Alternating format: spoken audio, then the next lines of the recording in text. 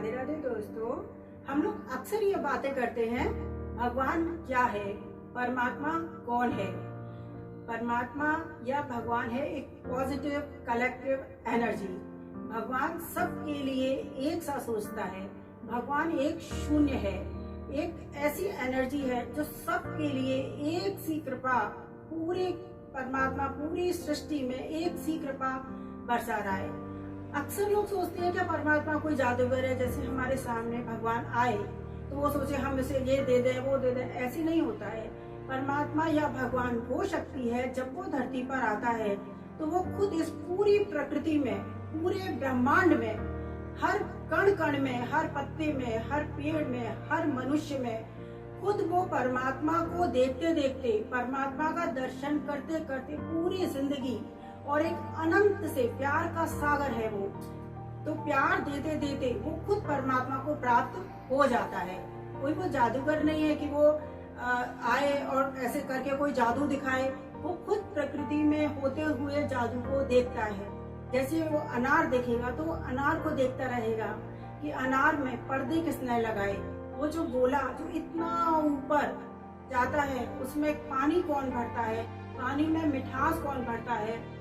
तो उसको देखते देखते पूरी प्रकृति में, हर इंसान में वो परमात्मा को देखते देखते परमात्मा को प्राप्त हो जाता है।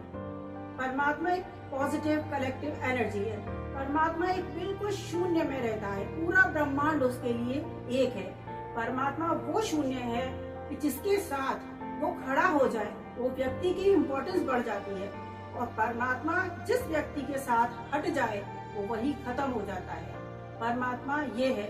परमात्मा एक प्यार का सागर है। परमात्मा कोई बटा हुआ नहीं है। परमात्मा एक पीस में जीता है। परमात्मा वन पीस है और इंसान पीसेस में जीता है। ये मेरा है, ये तेरा है, इसके लिए मैं अच्छा कर लूं, उसके लिए बुरा कर लूं। तो इंसान और परमात्मा में ये अंतर है। परमात्मा अपने से अलग किसी का दर्शन कर ही नहीं सकता है, ये उसके वश में ही नहीं है। परमात्मा अपने दर्शन सब में करता है। उसका एक ही सिद्धांत जिंदगी भर रहता है, जो बांटोगे वो बटोरोगे, जो बांटोगे वो बटोरोगे। जिंदगी एक सिर्फ पेपर लिस्ट है, प्लेन पेपर। तो क्यों ना हम उसमें अच्छा अच्छा लिखें, क्यों ना हम उसमें अच्छा अच्छा बांटे, क्योंकि जो बांटना है वही हमको बटोरना है। बटोरने का हमेशा ध्यान रखना चाहिए। ये नहीं कि पहले हम जिंदगी में कांटे कांटे बांटे, और अंत में जब थाली में कांटे आए तो हम सोचे अरे ये तो हमने उसके लिए बांटे थे, हमारी थाली में कैसे आ गए। तो फूल बांटोगे तो आखिर में तुम्हारी थाली फूलों से भरी होगी। जिंदगी भर कांटे बांटोगे तो तुम्हारी जिंदगी में सिर्फ कांटों की थाली भरी होगी। इसलिए बटोरते समय नहीं, बांटते समय ध्यान रखो कि तुम क्या बांट रहे हो। जो बांटोगे वो बटोरोगे। जिंदगी का मात्र एक सिद्धांत है, जो बांटोगे वो बटोरोगे। तो क्यों ना हम अच्छा अच्छा बांटे। आज से हम ये प्रण लेते हैं कि हम सिर्फ और सिर्फ फूल बांटेंगे, अच्छा बांटेंगे, और सिर्फ हर मानव जाति के लिए अच्छा करेंगे, और हर प्रकृति के कण कण में उस परमात्मा का दर्शन करेंगे, यदि हमें परमात्मा को प्राप्त करना है। और बल्कि कोई इंसान तुम्हारे साथ गलत कर रहा है, मैंने अपनी जिंदगी में खुद बहुत ध्यान से देखा है कि उसके साथ ज्यादा अच्छा करने की जरूरत है, क्योंकि वो एक मानसिक रोग से पीड़ित है, इसलिए वो गलत कर रहा है। उसको कर्म का सिद्धांत पता ही नहीं है। उसको और ज्यादा अच्छा करने की जरूरत है, ताकि वो अपने जिंदगी में और ऊपर उठ पाए। और बुरे जिसने तुम्हारे साथ बुरा करा है, ये ऐसा उसको लगता है कि वो तुम्हारे साथ बुरा कर रहा है। यदि तुम उसको नहीं लोगे और ऐसे देखोगे कि वो क्या कर रहा है, अज्ञान वश है, उसे करुणा वश परमात्मा, ये बुद्ध के हम कितने एग्जाम्पल देखते हैं कि बुद्ध के ऊपर थूक दिया, बुद्ध को लोगों ने गालियां दी। करुणावश उसके दिल में इतनी करुणा उठती है कि बेचारे को भी ज्ञान, परमात्मा इतना तक नहीं सोचता है कि बेचारा है या वो अज्ञानी है। उसे बस एक करुणा उठती है कि वो ये काम क्यों कर रहा है, और उसे कब ज्ञान आ जाए कि वो इस कार्य से मुक्त हो जाए। और वो आदमी मुक्त होके बुद्ध के पैरों में पड़ जाता था और कहता था भगवान ये मेरे से क्या हो गया। तो इन चीजों से हमें सीखना चाहिए कि हम कभी भी कोई गलत काम ना करें, और जो हमारे साथ गलत कर रहा है उसको और ज्यादा हम प्यार और करुणा दें। भगवान जब धरती पर आता है तो वो पीस में नहीं, पीस में जीता है, पीसेस में नहीं। एक बहुत जरूरी जो बात है वो है, जैसे हम 2 वक्त का खाना हर इंसान के लिए जरूरी होता है, कुछ भी हो जाए, जैसे 2 टाइम का खाना जरूरी है वैसे ही 1 टाइम का ध्यान बेहद जरूरी है। क्यों? क्योंकि जैसे जब तुम छोटी लाइट जलाते हो तो थोड़े टाइम के बाद वो बुझ जाएगी। जो ध्यान है, मेडिटेशन है, वो एक ट्रांसफार्मर है। तुम जब मेडिटेशन करते हो तो सोने से भी ज्यादा, जैसे नींद लेते हो उससे भी 1000 गुना ज्यादा तुम उस ट्रांसफार्मर डिवाइन एनर्जी से जुड़ जाते हो। तो उसका फर्क क्या होता है? जब तुम डिवाइन एनर्जी से जुड़ जाते हो तो तुम इतने आनंद से भर जाते हो कि जब तुम्हारे साथ कोई बुरा करे तो मक्खन में जैसे बाल निकलता है ना, ऐसे वो चीज निकल जाएगी, तुम्हें छुएगी भी नहीं।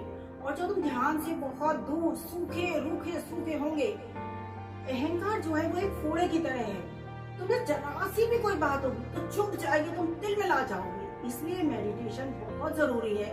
2 वक्त का खाना में से भले ही तुम 1 टाइम का खाना आधा खाओ, पर 1 घंटे का ध्यान जिंदगी जीने के लिए बेहद जरूरी है। मतलब वो इतनी बड़ी नीड है कि जिसका बयान नहीं किया जा सकता है। कृष्ण जब धरती पर आए थे तो उन्होंने 1000 आश्रम खुलवाए थे और उसमें सबको वो ध्यान कराते थे। लोगों की ये बहुत बड़ी गलतफहमी है कि उनके 1000 रानियां थी, ये थी वो थी। उनके कोई 1000 रानियां नहीं थी। उन्होंने 1000 आश्रम खुलवाए थे जिसमें वो ध्यान कराते थे, जिसमें वो जो छोड़ी हुई औरतें या वो होती थी उनको वो उनकी पूरी सुरक्षा करते थे, उनको खाना पानी वस्त्र देते थे। ये इंसान का अज्ञान है कि इतने बड़े बड़े महान पुरुषों को भी इंसान अपनी वासना की दृष्टि से ही देख पाता है। इंसान की दृष्टि ही इतनी है कि वो 2 फुट से आगे देख ही नहीं सकता है। एक सबसे बड़ी बात, जब भी भगवान धरती पर आता है, जैसे कि कृष्ण आए, तो उन्हें शरीर में देखने की गलती इंसान कभी ना करे, क्योंकि शरीर में भगवान होता ही नहीं है। वो शरीर से इतना ऊपर होता है कि शरीर इस ब्रह्मांड में इतना सा दिखेगा, लेकिन पूरा ब्रह्मांड उस परमात्मा की अंदर छुपा होता है। पूरा ब्रह्मांड भगवान के अंदर होता है। और जो मुंह से ब्रह्मांड दिखाने की बात करते हैं कि ब्रह्मांड सारा भगवान की नाभि से ऐसे करके निकलता है और नाभि में ही समा जाता है। और जो परमात्मा होता है वो अपनी खुली आंखों से उस ब्रह्मांड को ऐसे निकलते हुए 24-24 घंटे लगातार देखता है। यही एकमात्र कारण है कि परमात्मा जब धरती पर आता है तो वो किसी के साथ गलत नहीं कर सकता है। क्यों? क्योंकि उसे पता है कि ये मेरा ही अंश है, इसके साथ मैं गलत करूंगा तो मेरे साथ ही होगा।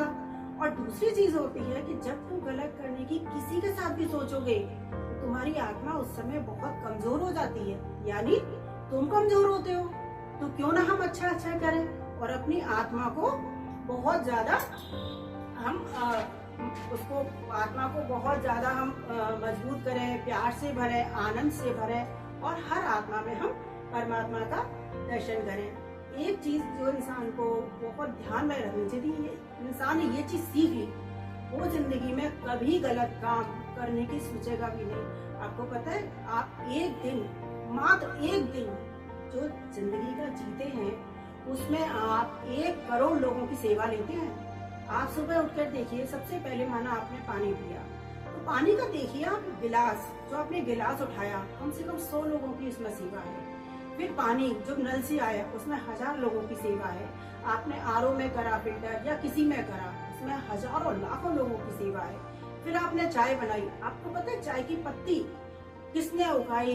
संत क्या करता है? संत यही करता है, चाय आएगी सामने और देखता रहेगा ये कहाँ से आई होगी, कहाँ से चली होगी, कैसे मेरे हाथ में आई, कैसे इसमें अमृत है। कई संत किसी खाने की चीज को हाथ में लेके 24 घंटे उस चीज को देख के ध्यान में चले गए हैं। और अज्ञानी, अरे चाय अच्छी नहीं है, अरे ये बेकार है। ज्ञानी और अज्ञानी में सिर्फ यही अंतर है। और आप देखिए, फिर आपने खाना खाया, फिर आप बाथरूम गए, बाथरूम की सारी एसेसरीज को आप ध्यान से देखिए। कम से कम 10 लाख लोगों ने वो एसेसरीज बनाई है। फिर आपने ब्रेकफास्ट करा, फिर आपने कपड़े पहने, फिर आप नहाए, फिर आपने टॉवल यूज करा, फिर आपने व्हीकल यूज करा, फिर आप सड़क पर गए। ज्ञानी क्या देखता है? किसी रास्ते पर गया, किसी पहाड़ पर गया, बाजार में घूमने गया, वो बस को देखेगा, ये बस में मैं बैठा आज घूम रहा हूँ और ये बस मैंने तो नहीं बनाई, कैसे मैं बस का आनंद ले रहा हूँ। वो बाहर जाएगा, सड़क पे घूमेगा, देखेगा मैं सड़क पे घूम रहा हूँ, ये सड़क मैंने तो नहीं बनाई, वो इसी से ध्यान में चला जाता है और इसी का ध्यान करते करते वो आनंद को प्राप्त होता रहता है और इसी आनंद को प्राप्त होते होते वो परम आनंद को प्राप्त हो जाता है। तो ये परम आनंद की दृष्टि है कि आप कण कण में आप परमात्मा को देखें, उसके रस को महसूस करें। उसके रस को महसूस करेंगे जब, तो आपको जिंदगी में कभी कोई कमी नजर ही नहीं आएगी। और कमी नजर आने का सबसे बड़ा कारण मैं बता दूं, आप हमेशा एक लिस्ट बनाइए। एक लिस्ट बनाइए क्या चीज आपके पास है और क्या चीज आपके पास नहीं है। अब ज्यादातर आप सड़क के भिखारी से भी पूछेंगे तो आप देखेंगे 98% चीजें आपके पास हैं और क्या नहीं है, मात्र 1 या 2% चीज है। और आप परेशान किसके लिए हो रहे हैं? 1% चीज के लिए। और नुकसान कितना उठा रहे हैं? 99% चीजों का जो आपके पास ऑलरेडी है। अच्छा, ध्यान क्यों जरूरी है? ध्यान आप देखिए, जैसे घर की लाइट होती है, ट्रांसफार्मर होता है, वो एक होता है और उससे आप देखिए लाइट भी जलाते हैं, मतलब गर्म भी करते हैं और उसे ठंडा भी करते हैं। मतलब आपका फ्रिज भी उसी से चलता है और आपका एसी भी चलता है और हीट भी उसी से होती है। ऐसे ही आप देखिए वो कौन सी एनर्जी आपके अंदर है, उसी प्राण ऊर्जा से आप देख रहे हैं, उसी प्राण ऊर्जा से आप सुन रहे हैं, उसी प्राण ऊर्जा से आप खा रहे हैं, उसी प्राण ऊर्जा से आप चल रहे हैं, सारे काम आप उसी से कर रहे हैं। इंसान सोचता है हम धन्यवाद किसका करें। जैसे आपने एक गिलास पानी पिया, आपको पता है कितना बड़ा परमात्मा की कृपा है कि आपने तो एक गिलास पानी पी लिया, गट कर लिया। पानी खींचा किसने अंदर? किसने खींचा? कौन सी शक्ति थी जिसने वो पानी को खींच लिया? आदमी कहता है ये तो सब पी लेते आराम से, इसमें क्या धन्यवाद की बात है। आप जरा हॉस्पिटल में जाकर देखिए, एक एक बूंद पानी के लिए आदमी तरसता है, मुंह में पानी डालते हैं और बाहर निकल जाता है। फिर उसको पानी की बोतल दी जाती है, यानी कि बोतल से डिप से पानी चढ़ाया जाता है। आसान नहीं है कि पानी पी लिया, ये परमात्मा की बहुत बड़ी कृपा है। और वो जो शक्ति है पानी खींचती है वही परमात्मा है। परमात्मा क्या है? जो पानी आपने मुंह से लिया, खींचा किसने? जो खींचा अंदर से, खींच के अंदर ले गया, वो परमात्मा है। ऐसे ही आप देखिए, आप बाथरूम गए, पानी पी लिया आपने, आप बाथरूम गए, मैं कहूँ आप शुक्र मनाइए परमात्मा की आप बाथरूम चले गए और आपको फट से यूरिन पास हो गया। आदमी कहता है इसमें क्या शुक्र है, सब करते हैं। नहीं, आप जाकर देखिए, जिनका यूरिन फंस जाता है, एक एक बूंद बाथरूम निकालने के लिए कितना बड़ा कष्ट इंसान उठाता है कि आप उसकी कल्पना भी नहीं कर सकते हैं। यदि उसका यूरिन, जिसकी नहीं यूरिन पास हो रहा है, उसका यूरिन पास हो जाए, वो उसे लगेगा धरती पर स्वर्ग मिल गया। छोटी छोटी चीजों में परमात्मा की कृपा महसूस करिए, उसका आनंद उठाइए, तो जीवन में कभी कष्ट हो ही नहीं सकता है। आप जब आनंदित होंगे तब आप दूसरों को आनंदित कर पाएंगे। मेडिटेशन क्यों जरूरी है? मेडिटेशन इसलिए जरूरी है कि आनंद यानी कि जीवन जब आपके पास होगा तब तो आप दूसरों को देंगे। जो चीज आपके पास होगी ही नहीं तो आप देंगे कैसे? आनंद इसलिए जरूरी है कि आनंद दूसरों को देने के लिए जरूरी नहीं है। यदि आप आनंदित होंगे तो आपके चारों तरफ आनंद स्वतः फैल जाएगा। आप पूछेंगे कैसे? यदि मैं आनंदित हूँ, आप मुझे गाली दीजिए, मैं वो गाली ठीक है जाइए, मैं ऐसे 1 आध मिनट ऐसे जाने दूंगी, चला जाएगा। फिर कोई आया कुछ कहेगा, फिर मैं गुनगुनाते जाए, ठीक है भूल जाऊंगी मैं, क्योंकि मैं अंदर से आनंदित हूँ। और यही यदि मैं गुस्सा में हूँ, चिड़चिड़ी हूँ, आप मुझसे अच्छी भी बात कहिए, खाना खा लिया, अरे क्या नहीं खाना खा लिया, खाना खा लिया, खा लूंगा। मतलब आप सोचिए ध्यान क्यों जरूरी है। ध्यान ही जीवन है, इसको बहुत ध्यान से समझ लीजिए कि ध्यान ही जीवन है और आनंद ही जीवन। आजकल आप देखिए लोग पॉलिटिक्स खेल रहे हैं। पॉलिटिक्स क्या है? मन की, आत्मा की जो क्षुद्रतम अवस्था है, क्षुद्रतम, जो इंसान जिंदगी में कुछ नहीं कर सकता, जिसके अंदर कोई अच्छी क्वालिटी नहीं है, वो राजनीति खेल करके सोचता है न जाने में क्या जीत लूंगा। और जब हार जाता है, वही कांटे वाली बात आती है कि जब वो हार जाता है तो वो ये सोचता है ये कांटे तो मैंने दूसरे के लिए बांटे थे, ये मेरी थाली में कैसे बटूंगा। आप सोच नहीं सकते हैं, ये जो पॉलिटिक्स खेलते हैं ये क्या है? जैसे ये घड़ा है, ये अमृत से भरा है, और जो पॉलिटिक्स खेलते हैं वो क्या करते हैं? इस घड़े के ऊपरी तले पर जीते हैं। आपको मालूम है किसी दिन यदि ऊपरी तला में एक भी छेद हो गया, एक भी, तो मालूम है वो कितना नीचे जाएंगे। उन्हें संसार में कोई ऊपर नहीं उठा पाएगा, कोई भी उनसे ऊपर उनको नहीं उठा सकता है। इसलिए ध्यान के रस में डूबिए और अपने पूरे घड़े को अमृत से भरिए। जब वो घड़ा अमृत से भर जाएगा, संसार की कोई भी ताकत, कोई भी परेशानी आपको छू भी नहीं सकती। क्यों? क्योंकि संसार में परेशानी है ही नहीं। वैसे कहने को संसार में आनंद भी नहीं है, क्योंकि आनंद और परेशानी सब आपके अंदर है। आप इस पूरे संसार में जो आपके मन के अंदर है उसी का दर्शन कर रहे हैं। आप भूल से भी मत सोचिए कि बाहर बुरा है या बाहर अच्छा है।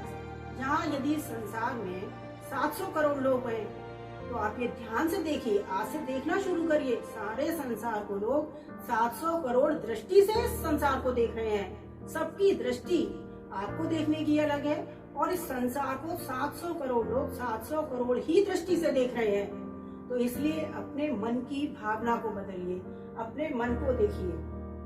दूसरा, परमात्मा किसी भी ड्रेस में नहीं बंधा है। जैसे आज माना कृष्ण आए तो लोग सोचेंगे आज भी वो बांसुरी बजाएं, आज भी वो धोती पहने, आज भी वो टेढ़े खड़े हों। नहीं नहीं, ऐसा नहीं होगा। जबकि आज के कंस, रावण और उंगलीमाल जो है वो इतनी अच्छी ड्रेसेस पहन के होटलों में घूम रहे हैं, तो आप सोचेंगे कृष्ण वो आदि धोती बंसी बजा के टेढ़े खड़े रहेंगे। नहीं नहीं, आज भगवान आज की समावेश वेशभूषा में आएगा। आज का भगवान भी बरमूडा पहनेगा, आज का भगवान भी पियानो बजाएगा, आज का भगवान भी कैसियो बजाएगा, क्योंकि भगवान किसी भी वेशभूषा में नहीं बना। इतना ऊपर भगवान है, इतना ऊपर भगवान है कि उसको किसी भी ड्रेस में, किसी भी कर्म में बांधा ही नहीं जा सकता है।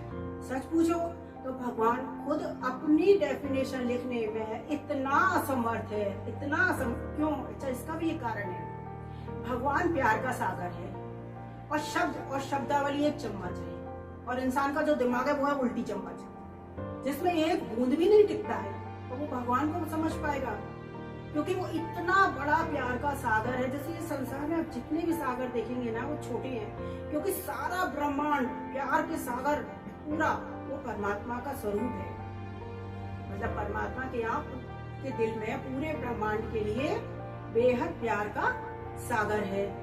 और शब्दावली यानी कि शब्द जो है परमात्मा को डिफाइन करने के लिए एक चम्मच है, और इंसान का दिमाग उल्टी चम्मच है, जिसमें एक बूंद भी टिक नहीं सकता है, लेकिन फिर भी परमात्मा प्यार का सागर है। जय जय राधे दोस्तों।